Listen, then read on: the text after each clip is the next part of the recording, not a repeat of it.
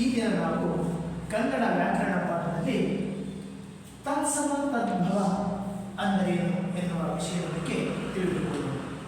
ಸಹಜವಾಗಿ ತತ್ಸಮ ತದ್ಭವ ಅನ್ನುವಂತಹ ಪದ ನಿಮಗೆ ಹೊಸದಾಗಿ ಕೇಳಿ ಬರ್ತಾ ಇದೆ ಅಂತ ಅನಿಸ್ತಾ ಇದೆ.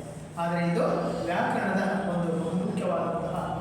ನಾವು ಭಾಷೆಯನ್ನು ಅಧ್ಯಯನ ಮಾಡಬೇಕಾದಂತಹ ಸಂದರ್ಭದಲ್ಲಿ ಅದಕ್ಕೆ ಅನೇಕ ಪದಗಳ ಮಿಶ್ರಣ ಇರುತ್ತದೆ.